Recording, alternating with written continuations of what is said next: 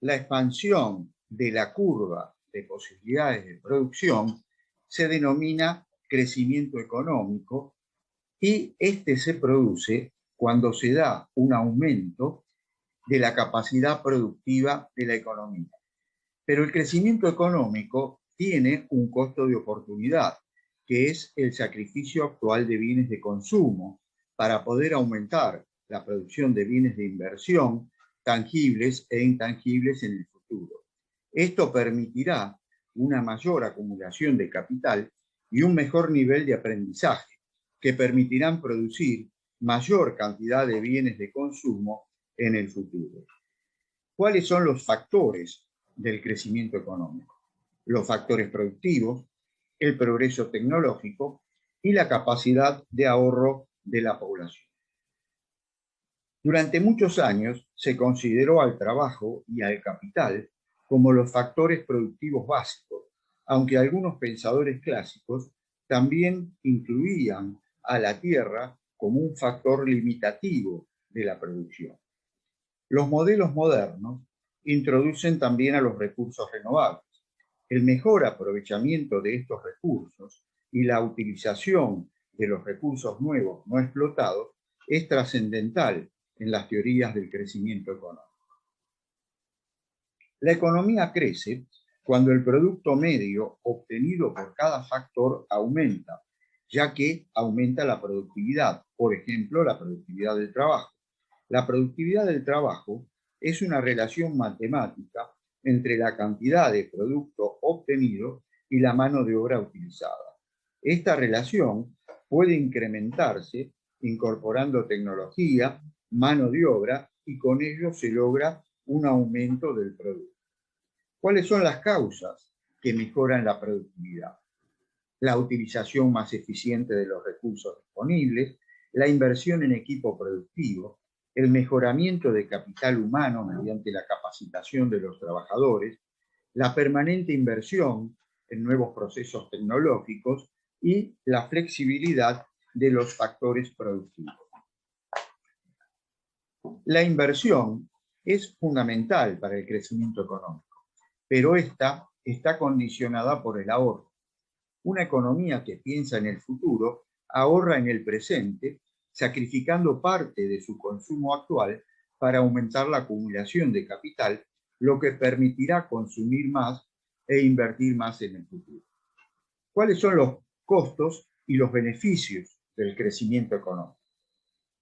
Los beneficios son contribución al desarrollo humano, un mejor nivel de vida, porque las personas tienen más tiempo disponible para el ocio, incremento de la renta nacional, esto produce una mayor recaudación del Estado para poder invertir en servicios públicos y obras públicas, una distribución más equitativa de la renta, un aumento de las oportunidades de empleo y una disminución de la pobreza y la desigualdad.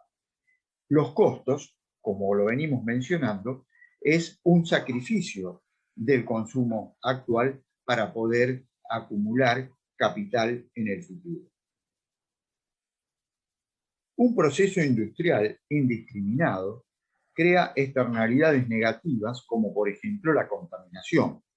El deterioro del medio ambiente es un costo que algunas veces lo pagan los productores y otras veces lo pagan los consumidores y por lo tanto debe ser tenido en cuenta. Al planificar la producción, no debe pensarse solamente en el corto plazo, sino también se debe pensar en las generaciones futuras y en el mejoramiento de la calidad de vida.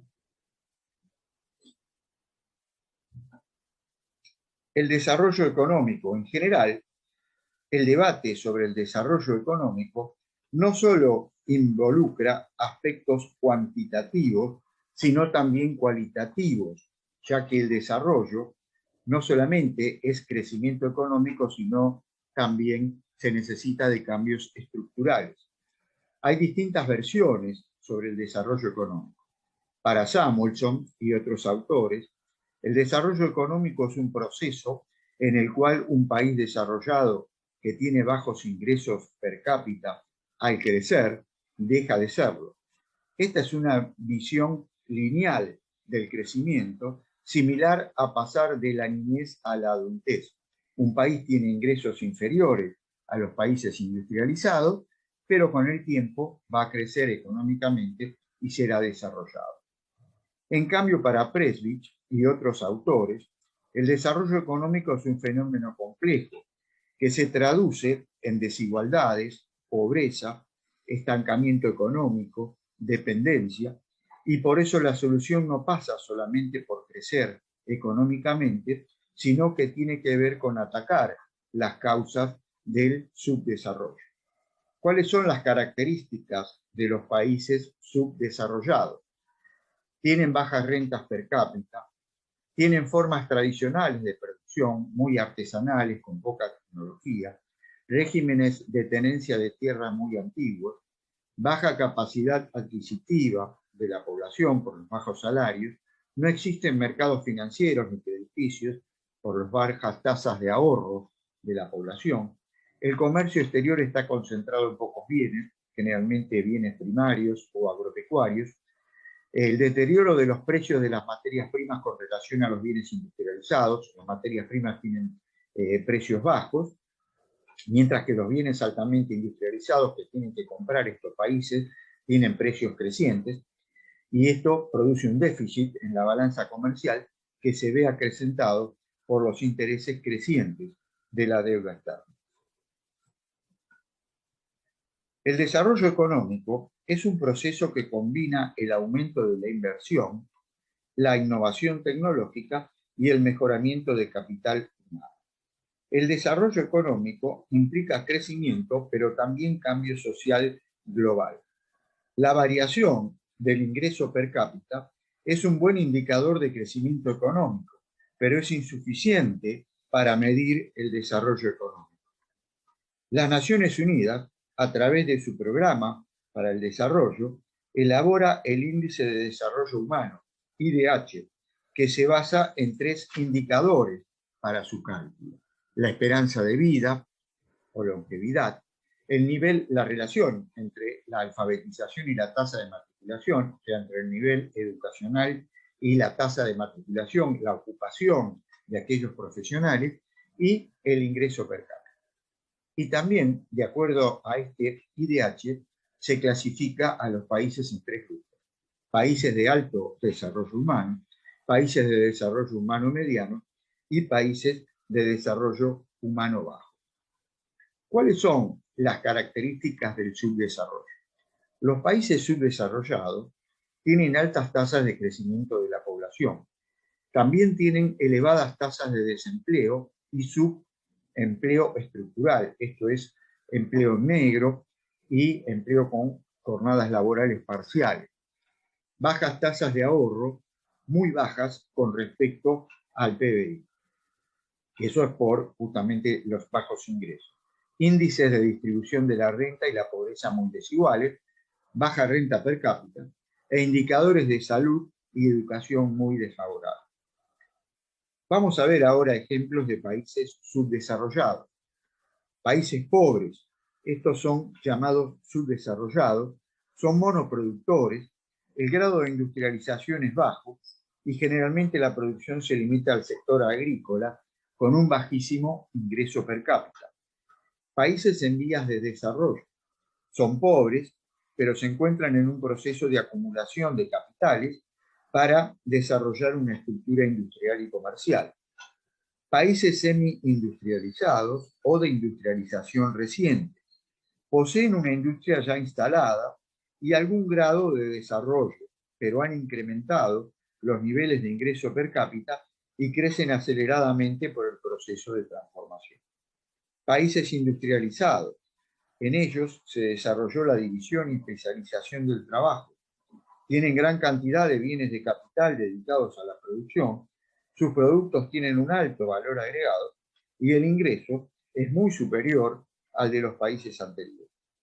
Países productores de petróleo tienen un alto ingreso per cápita, justamente por la exportación de petróleo. Ese ingreso per cápita es semejante al de los países ricos, pero en otros aspectos se parecen a los países pobres porque tienen un bajo desarrollo industrial y, sacando el petróleo, son muy pocos los productos que exportan.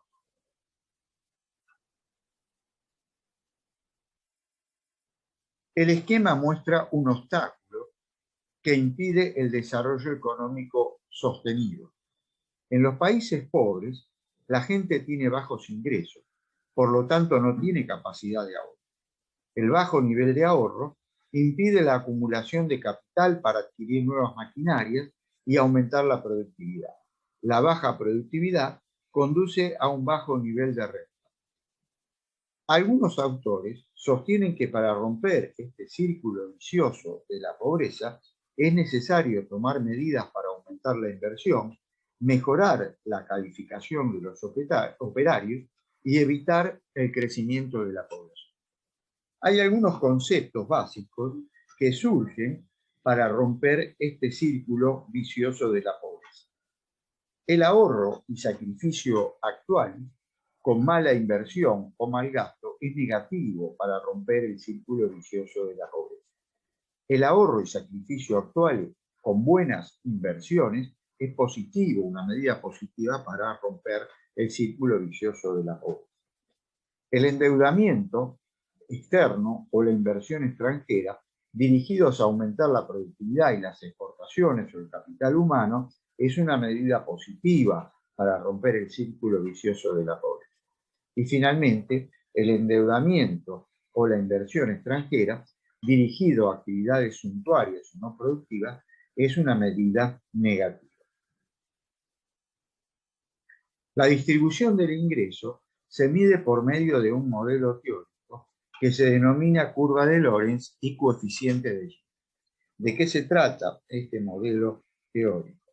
Se trata de organizar o agrupar la población de menor a mayor de acuerdo al ingreso que tienen los individuos. De manera que en el primer lugar de la fila, como si fuera una fila, estaría la persona de menores ingresos y en el último lugar la de mayores ingresos. Luego se divide la población en 5 partes, un 20% cada una de las partes, que se llaman quintiles, de manera que el primer quintil estaría formado por el 20% de la población de más bajos ingresos y el último quintil por el 20% de la población de más altos ingresos. Si representáramos la población en estos quintiles, que cada uno recibiría el 20%, estaríamos en el caso de la igualdad absoluta y esta representación sería una recta de 45 grados que representaría esta distribución igualitaria, ya que no existe diferencia entre el 20% inferior o de menores ingresos con el 20% de mayores ingresos de la población. Luego representamos la distribución real, en la cual cada quintil tiene una cantidad de renta diferente.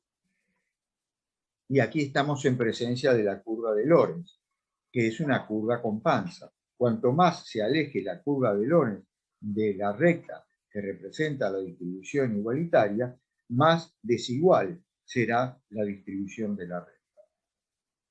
El coeficiente de Gini mide el área encerrada entre la recta de 45 grados que representa la distribución igualitaria y la curva de Lorenz, que es esta superficie con panza que representa la distribución real, que es desigual.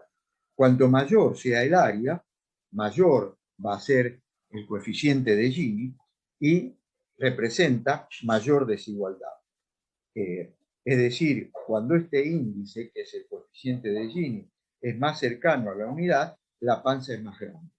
Cuanto más cercano sea a cero el coeficiente de Gini, nos está demostrando que la distribución de la renta es cada vez más igualitaria.